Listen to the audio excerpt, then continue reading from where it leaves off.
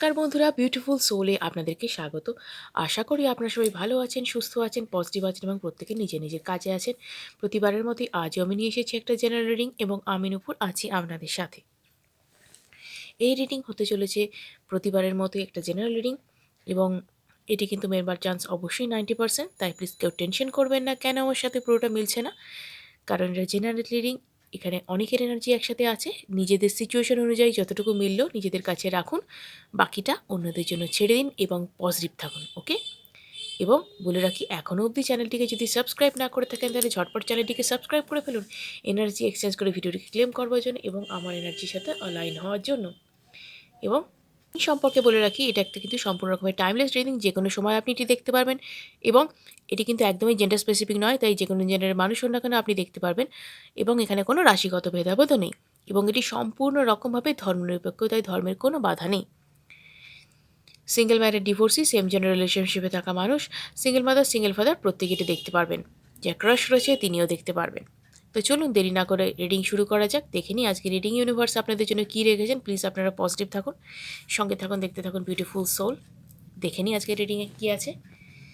Thank you universe, thank you two spirit guides, thank you, thank you, thank you, thank you so much, thank you, thank you, thank you, thank you so much, thank you, thank you, thank you so much. আমি যেন আমার viewers এবং subscribers যারা আছেন তাদের জন্য রিডিংটি যেন সুন্দরভাবে করতে পারি। Thank you, thank you, thank you, thank you, thank you, thank you, thank you, thank you.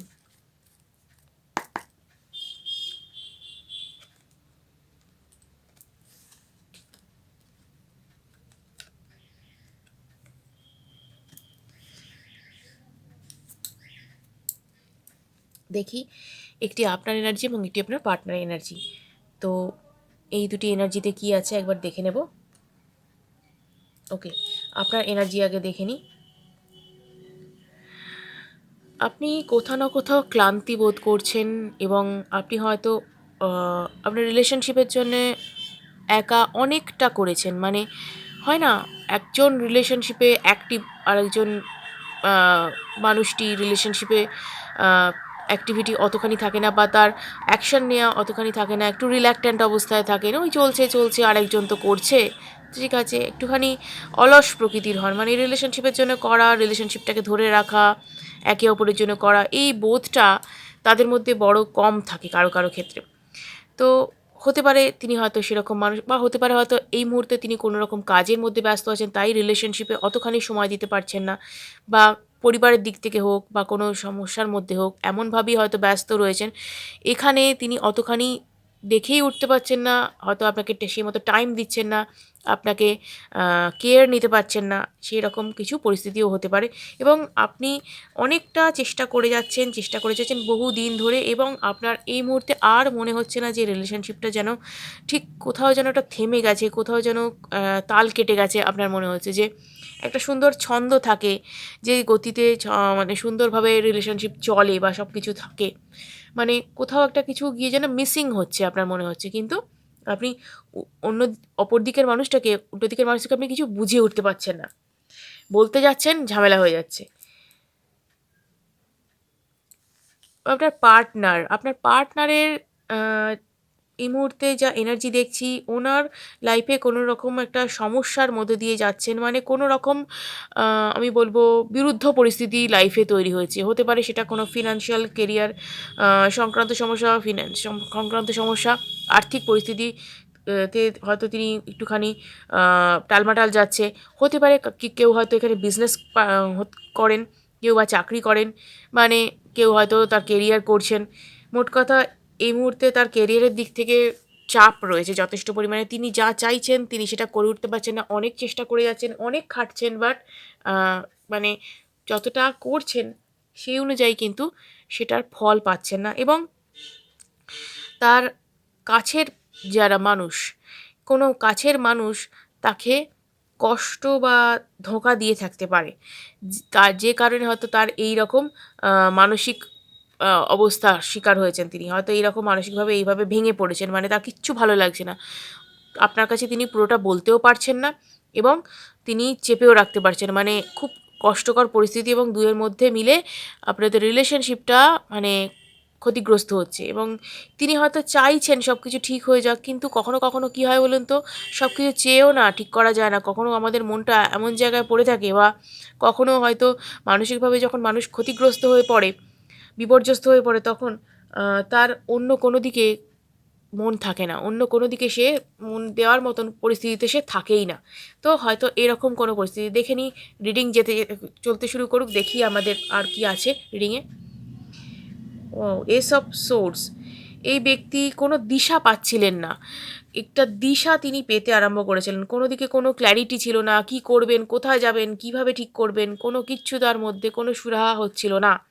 এবং তিনি একদম মানে মনে হচ্ছিল যে তিনি একদম কি বলবো, অথৈ সমুদ্রে পড়ে আছেন, কোনো দিকে কোনো রাস্তা নেই।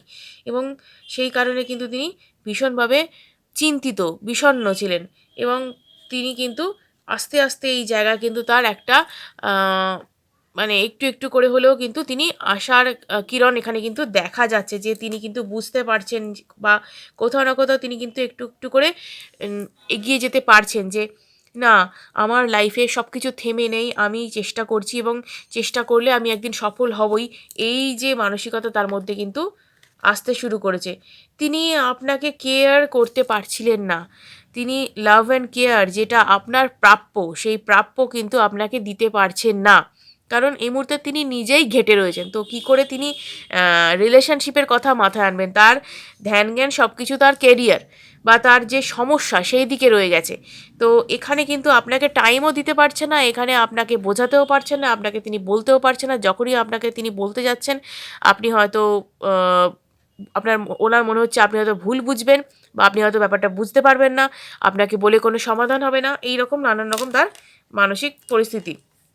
এবং আপনি যাই বলুন না কেন, তার এই মুহূর্তে কি বলুন তো, সে একদম হতভম্ব হয়ে আছে, সে কিছু বুঝতে পারছে না, তার কোনো কিছু মাথায় ঢুকছে না, মানে এরকম। তো পুরো মাথাটা জ্যাম হয়ে আছে, এরকম কোনো কিছু তার মাথায় আসছেই না, কি করে কি করা যায়। তো যাই হোক, এখানে কিন্তু আস্তে আস্তে একটু একটু করে হলেও কিন্তু এই জায়গাটার একটা সুরাহা কিন্তু হতে শুরু করেছে সবে। ঠিক আছে? তিনি কিন্তু পাবেন, ক্ল্যারিটি পাবেন, দিশা পাবেন। কারো না কারোর হাত ধরেই তিনি পাবেন। কোনো একজন মেন্টর টাইপের কেউ যিনি থাকবেন, যিনি কিন্তু এনাকে সাহায্য করবেন।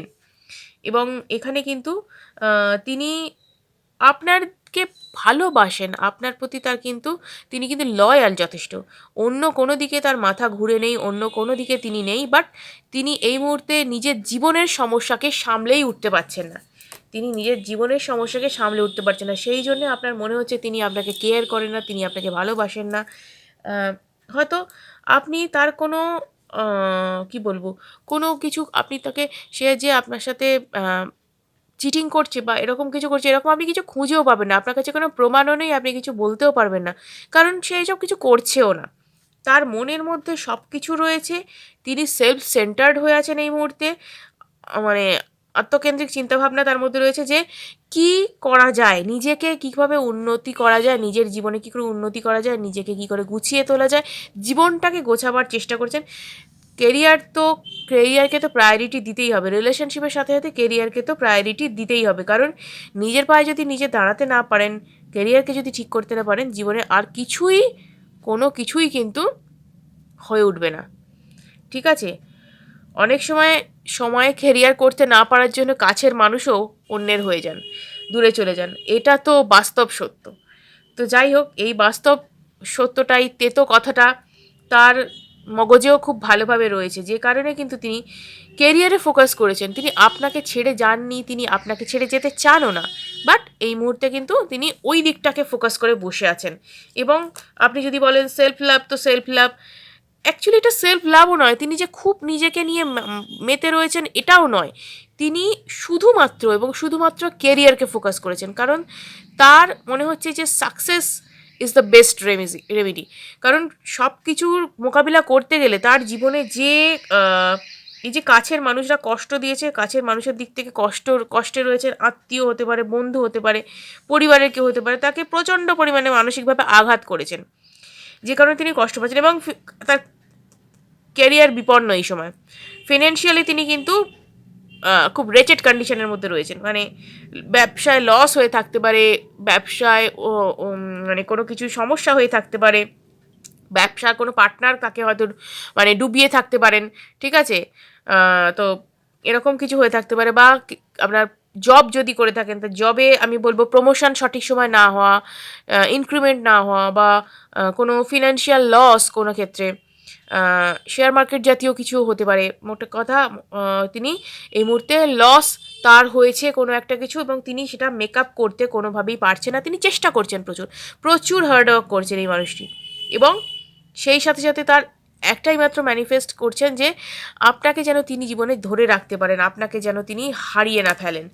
এবং তিনি নিজের জন্য কিন্তু নিজে কিন্তু আপ্রাণ চেষ্টা করে যাচ্ছেন যে যাতে ভবিষ্যতে তিনি আপনাকে ভালো রাখতে পারেন, এবং সব কিছুই তার ভবিষ্যতের পরিকল্পনা যে যাতে তিনি এই কেরিয়ারটাকে ঠিক মতনভাবে ফোকাস করে একটা জায়গায় পৌঁছতে পারেন, এবং আপনাকে সসম্মানে নিজের কাছে রাখতে পারেন, আপনাকে সেই সব কিছু দেওয়া যেটা প্রতিটা মানুষ চায়, মানে একসাথে সুখে শান্তিতে জীবন কাটাতে, সেইভাবেই কিন্তু তিনি চাইছেন। মানে জীবনের সব কিছু সুখ স্বাচ্ছন্দ্য সব কিছু নিয়ে আপনাকে নিয়ে কিন্তু জীবন কাটাতে তিনি চাইছেন। এবং এখানে কিন্তু একটা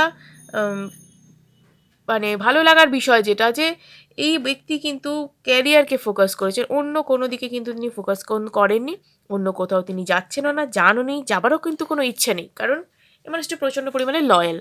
তো এখানে কোনো একটা প্রচণ্ড কষ্টের কারণেই কিন্তু তিনি এইভাবে ঘুরে দাঁড়িয়েছেন। কারণ কোনো একজন কাছের মানুষ বা পরিবারের, এই যে বললাম না, পরিবারের কোনো মানুষ হতে পারেন, বন্ধু হতে পারেন, যারা অনেক সময় হয় কি বলুন তো, যে আত্মীয় বন্ধু এরা অনেক সময় যখন কেরিয়ারে বা কোনো দিকে কোনো সমস্যা হয়ে থাকে, তখন তারাও কিন্তু অনেক সময় উল্টোপাল্টা মন্তব্য করতে ছাড়েন না।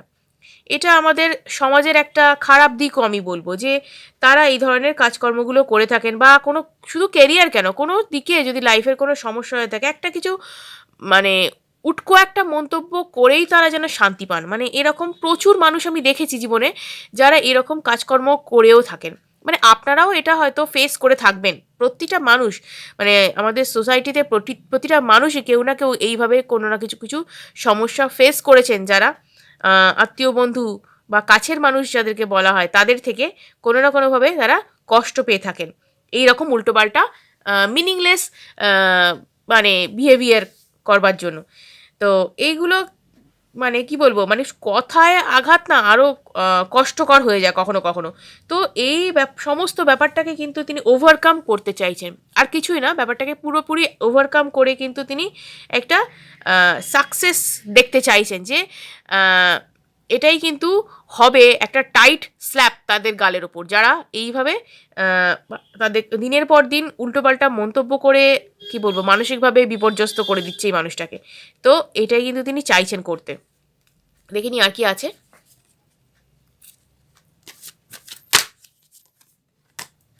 ওকে, তো অ্যাকশন অবশ্যই তিনি নেবেন। এই মুহূর্তে আপনার মনে হচ্ছে তিনি আপনাকে চিট করছেন, এই মুহূর্তে মনে হচ্ছে তিনি চলে যাচ্ছেন কোথাও অন্যদিকে, করছেন, ফোকাস করছেন না। ফোকাস একটাই দিকে আছে, সেটা হচ্ছে শুধুমাত্র কেরিয়ার। আপনাকে চিটও করছেন না, আপনাকে ছেড়ে কোথাও যাচ্ছেনও না। এবং এখানে একটা জাস্টিস বা ন্যায় বিচার কিন্তু আসছে, কারণ তিনি এতখানি পরিশ্রম করছেন বা এতখানি তিনি চাইছেন ব্যাপারটাকে যে সব কিছু সঠিকভাবে হোক, তো সেখানে একটা ন্যায় বিচার কিন্তু আসছে। এবং যারা এই ধরনের কাজকর্ম উল্টোপাল্টা করছে, তারাও কিন্তু একটা, আমি বলবো এখানে তারা তাদের কর্মা অবশ্যই ফেস করবে। এখানে এর উন্নতির সাথে সাথে ওখানে কিন্তু তারা কর্মাও ফেস করবে। এবং এই ব্যক্তি কিন্তু চাইছেন, এর ব্যক্তির কিন্তু একটাই পরিকল্পনা, যে একসাথে ভালোভাবে জীবন কাটানো। সেটা আপনি যদি ম্যারিড হন, তাহলে আমি বলবো আগামী জীবন আরও ভালোভাবে কাটানোর চেষ্টা করতে চাইছেন।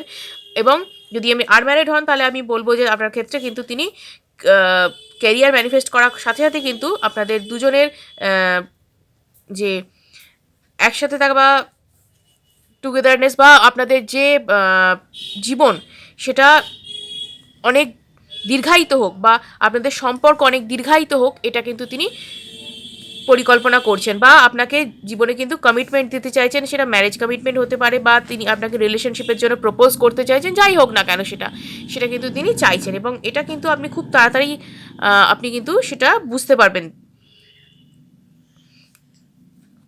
কারণ তার যত তার সমস্যার সমাধান হবে তত তিনি কিন্তু আপনার রিলেশনশিপের ক্ষেত্রে কিন্তু তিনি তত বেশি ফোকাস করতে পারবেন। এই মুহূর্তে তিনি পুরোপুরি ঘেঁটে আছেন, তো রিলেশনশিপের জন্য কোনো কিছু ফোকাস করতে তিনি পারছেন না।